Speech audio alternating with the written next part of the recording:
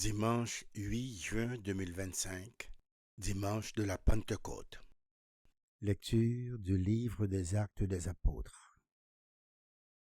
Quand arriva le jour de la Pentecôte, au terme des 50 jours après Pâques, ils se trouvaient réunis tous ensemble. Soudain, un bruit survint du ciel, comme un violent coup de vent. La maison où ils étaient assis en fut remplie tout entière.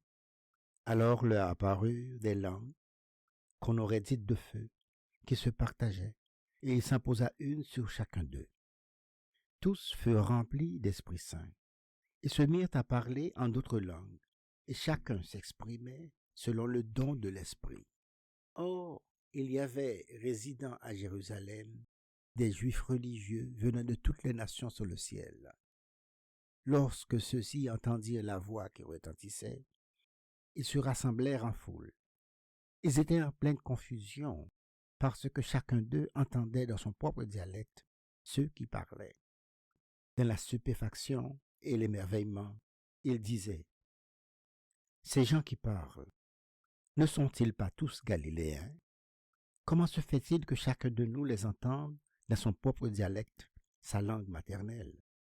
Parthes, Mèdes et Élamites, habitants de la Mésopotamie, de la Judée et de la Cappadoce, de la province du Pont et de celle d'Asie, de la Phrygie et de la Pamphylie, de l'Égypte et des contrées de Libye proches de Cyrène, Romains de passage, Juifs de naissance et convertis, Crétois et Arabes.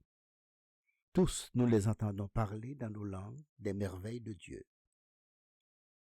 Parole du Seigneur.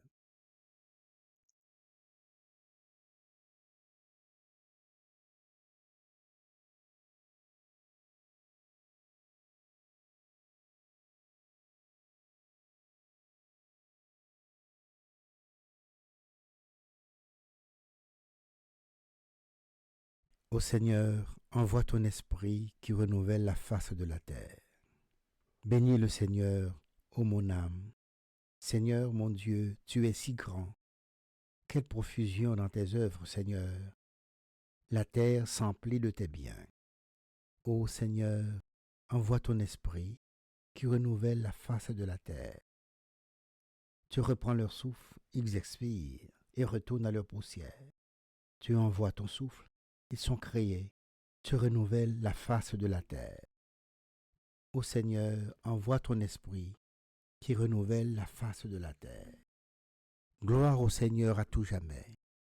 Que Dieu se réjouisse en ses œuvres. Que mon poème lui soit agréable. Moi, je me réjouis dans le Seigneur. Ô Seigneur, envoie ton esprit qui renouvelle la face de la terre.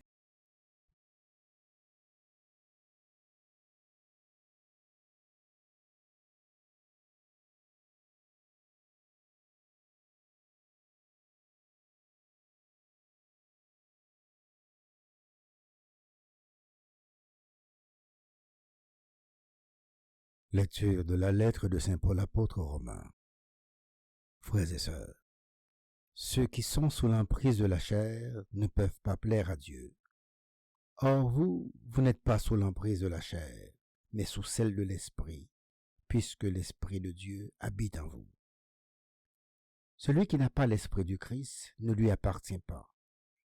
Mais si le Christ est en vous, le corps, il est vrai, reste marqué par la mort à cause du péché. Mais l'Esprit vous fait vivre puisque vous êtes devenus des justes. Et si l'Esprit de celui qui a ressuscité Jésus d'entre les morts habite en vous, celui qui a ressuscité Jésus, le Christ, d'entre les morts, donnera aussi la vie à vos corps mortels par son Esprit qui habite en vous. Ainsi donc, frères et sœurs, nous avons une dette, mais elle n'est pas envers la chair pour devoir vivre selon la chair. Car si vous vivez selon la chair, vous allez mourir. Mais si par l'Esprit, vous tuez les agissements de l'homme pécheur, vous vivrez. En effet, tous ceux qui se laissent conduire par l'Esprit de Dieu, ceux-là sont fils de Dieu. Vous n'avez pas reçu un esprit qui fait de vous les esclaves et vous ramène à la peur. Mais vous avez reçu un esprit qui fait de vous des fils. Et c'est en lui que nous crions: Abba, c'est-à-dire Père. C'est donc l'Esprit Saint lui-même qui atteste à notre esprit que nous sommes enfants de Dieu. Puisque nous sommes ses enfants, nous sommes aussi ses héritiers. Héritiers de Dieu, héritiers avec le Christ, si du moins nous souffrons avec lui pour être avec lui dans la gloire. Parole du Seigneur.